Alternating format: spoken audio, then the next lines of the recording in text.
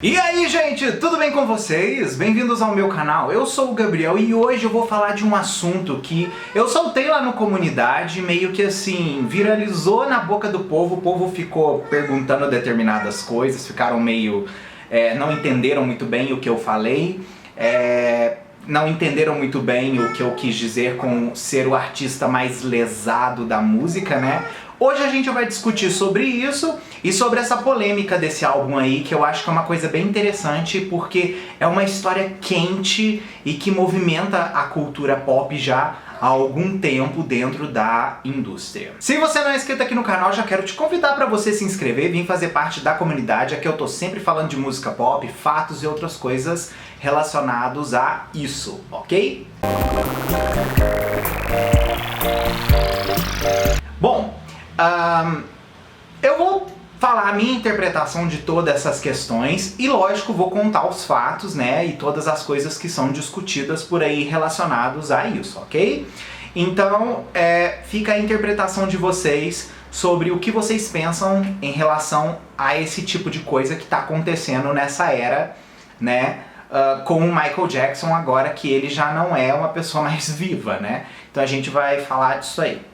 Bom, a primeira coisa que eu acho interessante a gente abrir já aí falando é que o álbum Michael, que é aquele álbum que eu postei a capa lá no comunidade, aquele disco ele é póstumo, ele é o primeiro trabalho do Michael Jackson lançado depois que ele faleceu. Ele tem músicas inéditas que foram refeitas, né, no caso regravaram os instrumentais, fizeram masterização, finalizaram. Por quê? Porque quando um artista grava um disco, gente, o artista diretamente ele não grava o disco pensando só em determinadas faixas. Ele grava um montante de músicas e ele vai fatiando depois o que ele vai resolver colocar ali no montante que é o álbum, né? E através disso descartes acontecem. E aquelas músicas ali são descartes do Michael de muito tempo que foram reaproveitadas e remixadas para aquela fase ali. Só que o que aconteceu? Quando a gravadora anunciou o lançamento desse disco póstumo, as faixas vazaram na internet, né?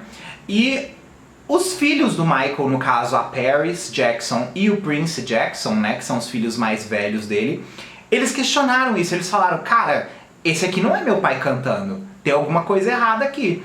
E o pessoal depois que foi ouvindo, né, começou a avaliar o que os meninos falaram e levar em consideração isso quando escutaram o álbum. E assim eles começaram a questionar realmente se era o Michael, porque havia determinados momentos que a voz dele realmente estava muito diferente. E o que acontece? A gravadora negou.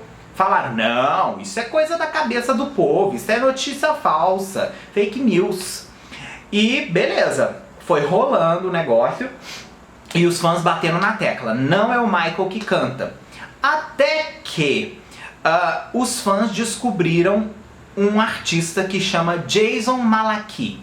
O Jason teria gravado os vocais de 3 canções dentro do disco. A faixa Breaking News, que foi o primeiro single lançado, né? Monster, que é um featuring com 50 Cent, né? E Keep Your Head Up, que foram as 3 músicas questionadas pelos filhos, porque realmente não parece o Michael cantando. Passou-se o tempo, a gravadora admitiu, bom, realmente a gente contratou um dublê de voz porque as músicas estavam inacabadas, né? Ele não tinha gravado todos os vocais e a gente queria lançar essas canções. E pensa só que coisa louca, gente. As músicas não estão acabadas, elas não estão terminadas, e a gravadora resolve terminar com uma nova pessoa cantando as músicas pra vender aquilo pros fãs. Cara, isso é muita falcatrua, isso é muita maracutaia. E assim, é uma coisa absurda da gente imaginar que fazem com um artista, porém fazem. E eu percebo que isso vai ser uma coisa que vai acontecer com outras lendas da música depois que elas morrerem, tá? Eu vejo isso acontecendo com a Britney, eu vejo isso acontecendo com o Michael, eu vejo isso acontecendo com a própria Madonna. Infelizmente, gente, essa é a forma que a indústria trabalha, né? Essa é a forma que a indústria resolve vender determinadas coisas, a custo de qualquer um, a custo de qualquer pessoa, aproveitando que a pessoa já tá morta mesmo, que venha lucro, entendeu?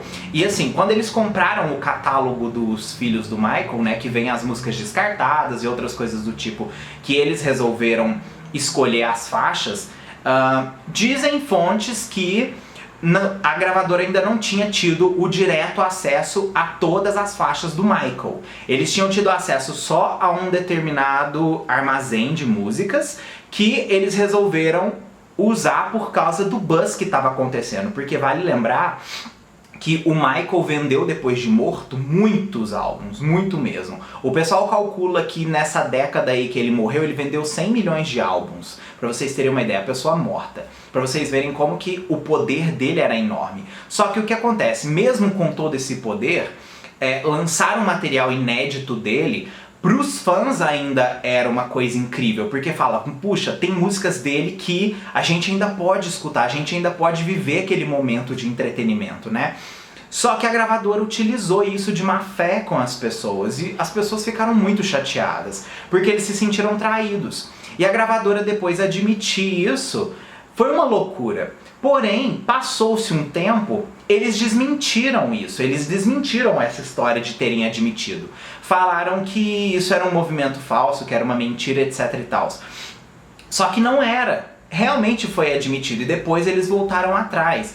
E o processo acabou sendo ganho 2 vezes em prol da gravadora e não em prol das pessoas que entraram com o processo como má fé, entendeu? Gente, gravadora é uma coisa poderosa, entendeu? O poder de uma gravadora é uma coisa que ninguém imagina como funciona lá dentro. Vocês estão lidando com pessoas que são literalmente, entre aspas, dizendo assim, as grandes cabeças da indústria, os que comandam determinadas coisas que vão entrar e vão sair de circulação. São as pessoas que lideram tudo aquilo ali que as pessoas nem imaginam que exista, né? Muita gente chama deles de os Illuminates da indústria, né? Mas na verdade são só chefes de gravadora e pessoas influentes dentro do mercado fonográfico. É muito louco isso, gente, mas é uma coisa que acontece. E como eu disse, vai acontecer novamente com outros artistas, tá? Vou dar um exemplo pra vocês bobo aí, mas a Britney tá viva, certo? Mas muitos fãs batem na tecla que ações do disco Britney Jean não tem 100% vocais da Britney. São aquela moça que trabalha os backing vocals, né, a Maya. Ela, no caso, estaria fazendo todos os vocais ali principais em muitas canções, porque as faixas estavam incompletas. Então, assim, muita coisa o artista não tem controle, né? E Michael Jackson, Britney Spears, todos esses artistas de grande impacto que aconteceram, passaram por momentos turbulentos dentro da carreira que a gente nem imagina. Não é à toa que depois isso reflete de outro lado, né? Não é à toa depois que isso reflete em querer estar distante do público e não querer lançar discos, entre a pessoa precisar de tratamento psiquiátrico, enfim. Tudo isso é muito difícil de lidar. É uma indústria que a gente não imagina como ela funciona. Entende? A gente não tá dentro. É uma coisa que a gente teria que estar dentro pra gente poder falar, bom, realmente isso aqui é assim. A gente tem o quê? A gente tem as pessoas que estão dentro e contam pra gente, né? Mas vivenciar uma coisa sempre vai ser uma forma mais óbvia da gente ter certeza do que realmente a gente tá falando, porque a gente vai ter a marca dentro da gente para falar o que realmente é. E a gente interpreta a fala do outro e entende daquela forma, né? E foi assim que eu interpretei tudo isso. E confesso para vocês que fiquei chateado com a Sony Music ter ganhado isso dos fãs, porque eu acho que foi uma grande falta de respeito. Porém, eu gosto do disco seguinte póstumo, que é o Escape, porque eles compensaram o que aconteceu na época do Michael, né? Desse disco Michael aí.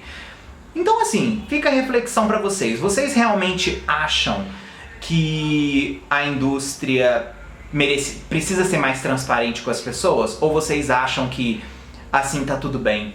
Porque, como eu disse, a gente não sabe como é o gênio do artista dentro de um estúdio, a gente não sabe como determinadas coisas funcionam, né? Conta pra mim aí, como você se sente em relação a isso, tá? Eu quero saber a sua opinião.